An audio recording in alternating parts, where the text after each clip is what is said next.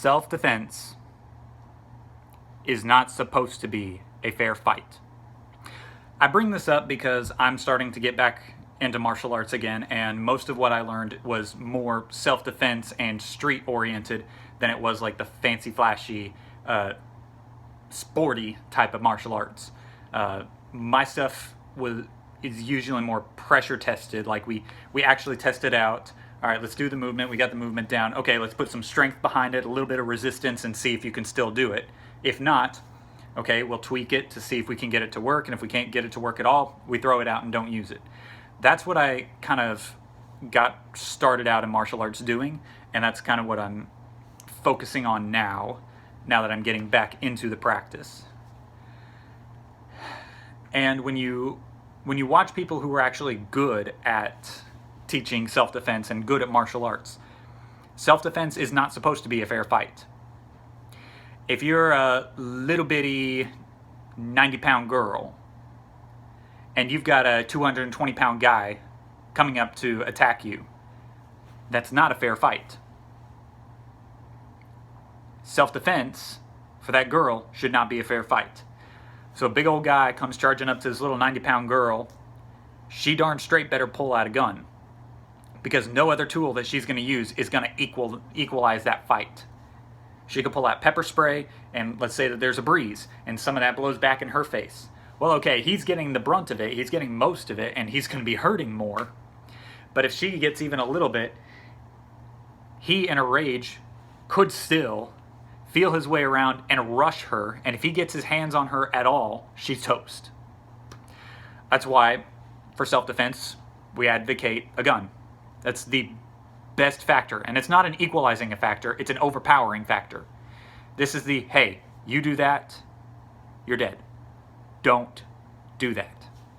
Self-defense is never meant to be fair or equal. And the main reason I bring this up is because this also, Mannington does not sponsor this video or necessarily agree with the next couple of comments.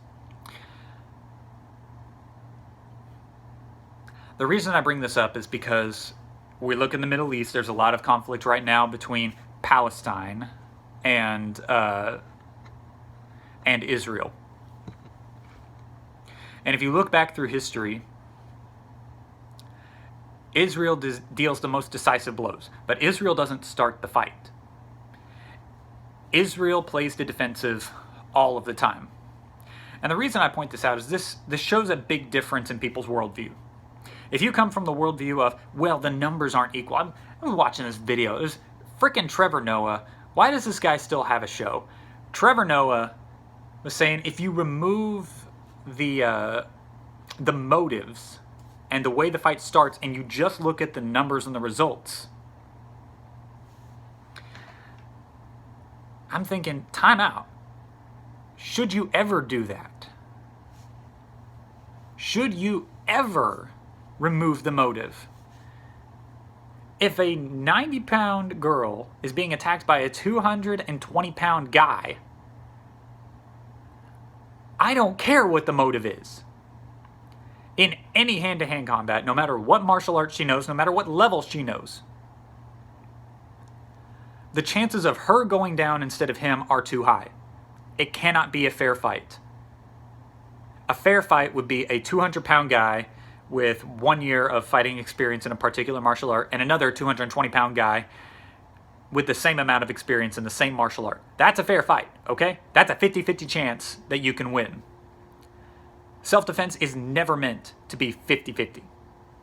Self-defense is meant to be, I am going to win, so get away from me. So that can mean bringing a gun. If you got a gun, carry it with you. That is the #1 way to stay safe in a self-defense situation. If you can't carry a gun with you, have some kind of training or experience and some kind of, combat sparring experience to where you can take a hit if you have to, but you know how to come out on top if you get cornered. Carry a tool with you that's useful. Pepper spray is okay, but it can't be your only tool. You can combine pepper spray with being a really good sprinter, and you can take off instantaneously and get away. Or you've got, let's say, I don't know that I would recommend a taser because those things fail a lot. But this guy I follow, Icy Mike, he's got a channel called Hard to Hurt. And he recommends the number one best tool is a very small, high-powered flashlight. And the reason is because even in daylight, it can be a good blinding effect to kind of like distract and distort your vision. So he recommends that people who are trying to defend themselves, if you're not carrying a gun, the best thing you can carry is a flashlight. And it's best to carry both.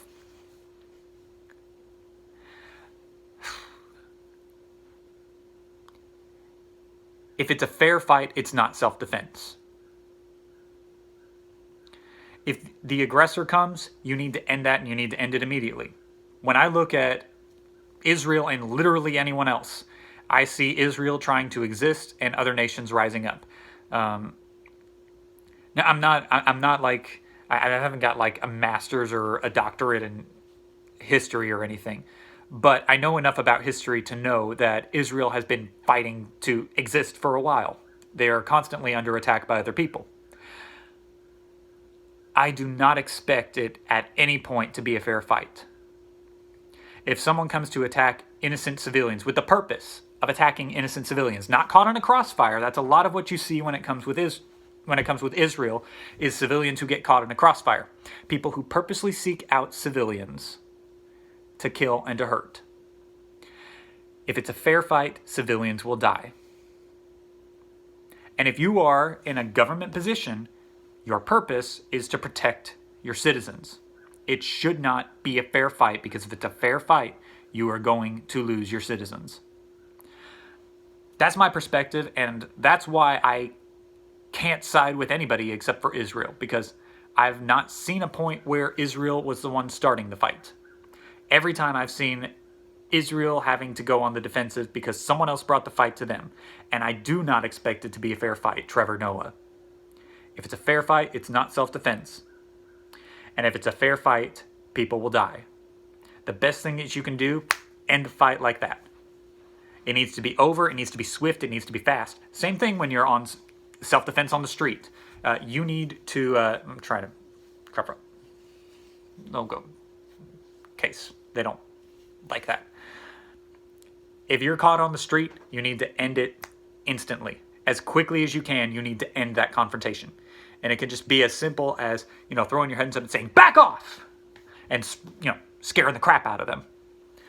Or it could be you do something that knocks them to the ground. Or just show them your gun and say, "I will use this. Back off." Whatever you need to do to end the confrontation immediately, that's what needs to happen. If it's a fair fight, you're going to get hurt. So do not do a fair fight in self-defense.